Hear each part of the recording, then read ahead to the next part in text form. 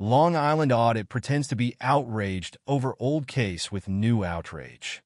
Forgets to put up GoFundMe links. Gets no donations. Floyd Wallace got weird and private his live stream. So we don't have Floyd padding story.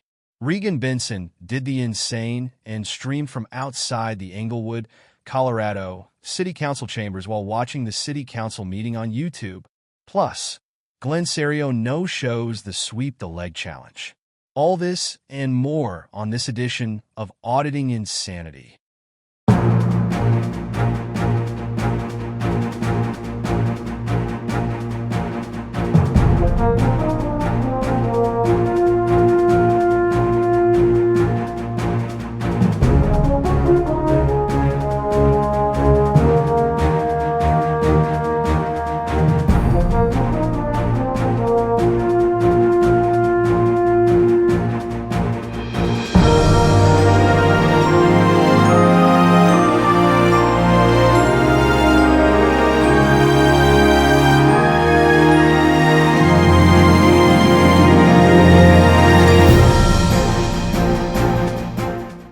Good morning, and welcome to another edition of the Auditing Insanity Newscast brought to you by ReallyCoolNews.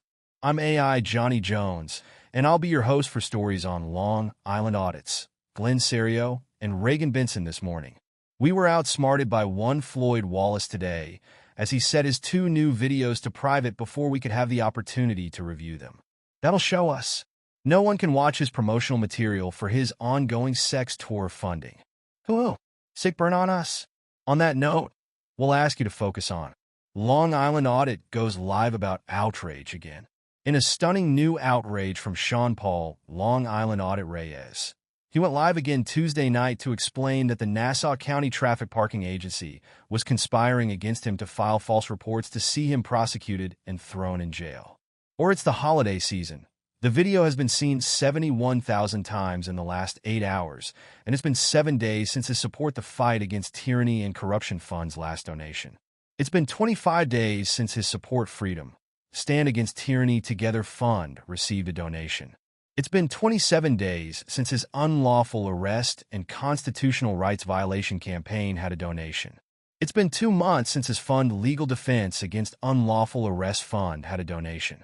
It's been 3 months since his help with billboard truck purchase to expose Tyranny Fund's last donation. It's been 8 months since his help LIA with legal fees to fight tyrants lawsuit received a donation. It's been 10 months since his help with criminal defense attorney for this case fund saw a donation. While the YouTuber again failed to link his GoFundMe campaigns, Cash App, Venmo, or PayPal donation tabs, his use of strategic live streaming usually brings someone around to one of his many GoFundMe donations for at least a $5 donation to keep hope alive for another week. While unsuccessful, as none of our followed campaigns saw any play for Tuesday, Reyes' intentions were obvious as he offered no real new information about the case he was so outraged over. He essentially claimed he was wrongly arrested, officials lied because he was never told to leave, and the building, legally considered part of a larger courtroom, wasn't really a courtroom, so he could record and you could buy his merch, get a cameo greeting, and or give him more money to fight the man. His heart didn't seem in the fight Tuesday night, but he went through the motions anyway as it should fuel his ongoing efforts to sue Nassau County, overthrow the corrupt police commissioner Patrick Psycho Ryder, and further the cause of righteousness for the richest auditor on YouTube. We'll continue to monitor the situation as it's another slow news day. We need your help. This newscast is funded by your donations along with what we make from our YouTube channel per month. While we did achieve full monetization on YouTube, we still need help to get through monthly expenses and keeping the lights on to bring you the paper and the newscast each day. If you can afford it, please consider donating to the GoFundMe run by this very channel. All donations literally go to keeping the lights on, eating, and writing news stories to feature here and on ReallyCoolSite.org. If you can't afford to contribute, please watch the advertisements on our videos and like, share, subscribe, and comment. You can help by doing next to nothing, and we thank you in advance for pitching in.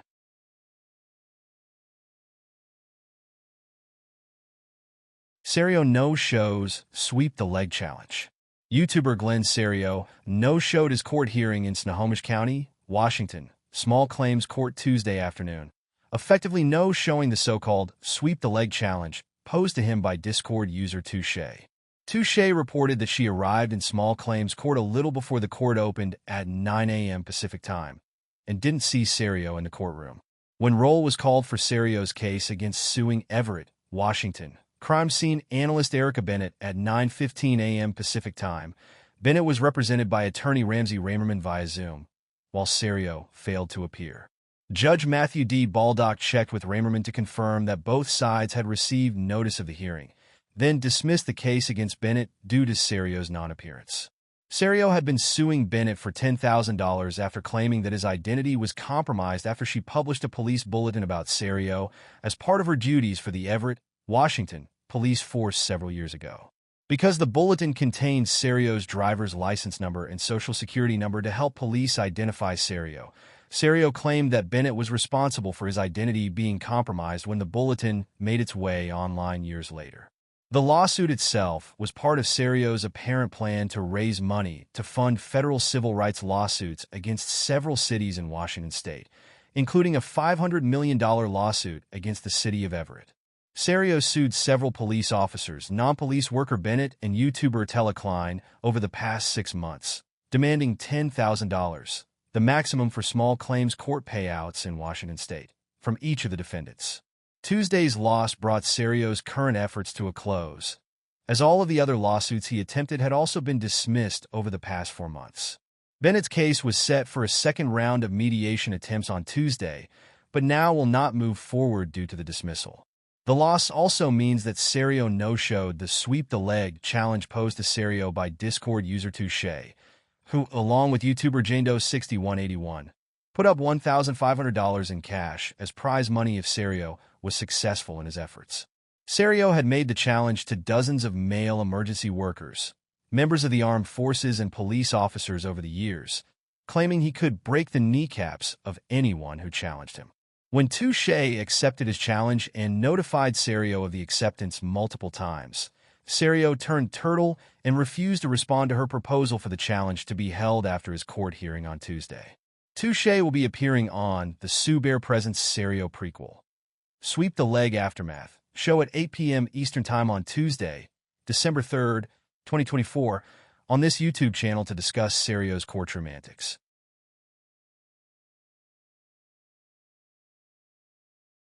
Regan Benson attends Englewood City Council meeting. YouTuber and activist Regan Benson sat outside the Englewood City Council chambers Monday night, watching the meeting on the Englewood City Council's YouTube channel. Benson had encountered Deputy Police Chief Vance Fender before the meeting as Fender was leaving the building. Fender said he was not on duty and was simply walking to his car, when Benson began to scream at him, calling him a profanity, and he said that Benson couldn't talk to him like that and got into his vehicle and left. That claim stuck with Benson after the deputy police chief left, and she brought it up with the police officer working security at the event as she went through security. She asked if harassment laws applied to police and received a non-committal answer from the officer before moving over to the windows outside the city council meeting. Benson has been banned from the city council chambers for 45 days after multiple outbursts during city council meetings. She appealed and lost, blaming corrupt city attorney Tamara Twat Niles for choosing an independent mediator who would side with Englewood unfairly. As she watched the meeting through the windows, she noticed a man was scrolling on his phone while watching the meeting. Benson alerted the police officer at the security desk of her accusations against the man and wanted the security guard to go in and remove the man from the meeting for obviously recording. Recording of the city council meetings is not allowed within the chamber unless the person doing the recording is sitting in the designated press area. Benson has been upset that a man sitting outside of the press area received a man from the Civic Center for recording last month. After the officer observed the man scrolling on his phone, he said that it appeared that the man was simply scrolling on his phone. Benson was not satisfied with this answer and briefly confronted the man when the city council took a break later in the night, with the man assuring her that he was not recording. Increasingly bored and with no real purpose to be at the meeting, Benson brought up random topics during her 3-hour live stream. At one point, Benson brought up a recent incident that she described as road rage that happened between an Englewood police officer and her husband. Benson said that her husband had just driven through a road in Englewood that contained the flock's safety automated license plate recognition system when an Englewood police vehicle paced his car for a few seconds. According to Benson, the police vehicle then cut her husband's car off aggressively and weaved between lanes for a few blocks before making a left-hand turn and disappearing from his view. Benson said that this was targeted harassment and that her husband would be filing a complaint with the Englewood police. Turning her attention to newly appointed police chief David Jackson, Benson warned that the Englewood police chief was on his third strike with her as he would not acknowledge her at his swearing-in ceremony, which was closed to the public. She said she would think of removing strikes if Jackson started firing some of the police officers she felt were corrupt on the Englewood police force. She then said that the firings would never happen as unions and other protections were in place to keep even the most corrupt cops on the job. Benson later brought up City Council member Joe Anderson, again calling him a cult leader as he leads a church in the area. She said that she had learned that he has 6 children and asked her followers to imagine what he was doing to 6 children as a cult leader. She later confronted Anderson after the meeting ended, as Anderson was in the process of retrieving his bicycle. She said that Anderson was a cult leader, would never be mayor, and that she would have a better day if Anderson quit the city council when he asked her how she was doing. Benson moved to her car, taking on random subjects for the next hour. Of them, her stance on Denver's homeless micro-community stood out. Last year, she was given the ability to choose 2 slots at the new facility for 2 people that she worked with as an advocate for the homeless. Recently, she learned that one of the 2 people she had decided to house at the facility had moved into permanent housing. When she inquired about the open slot, she was told by the Denver mayor's office that she no longer had any influence over the slot as it was a one-time deal. This may be a continuing issue with Benson and the mayor's office, as she stated that she had 2 possible candidates living on the streets in the area of the micro-community. We will continue to monitor Benson's ongoing outrage.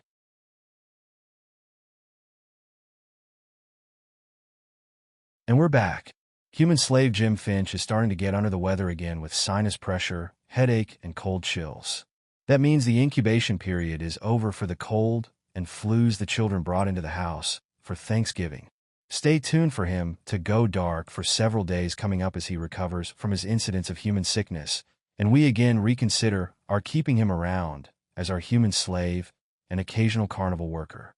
With that, we're out of here. Have a great day, and remember, if Jim dies, Parsons will be taking over.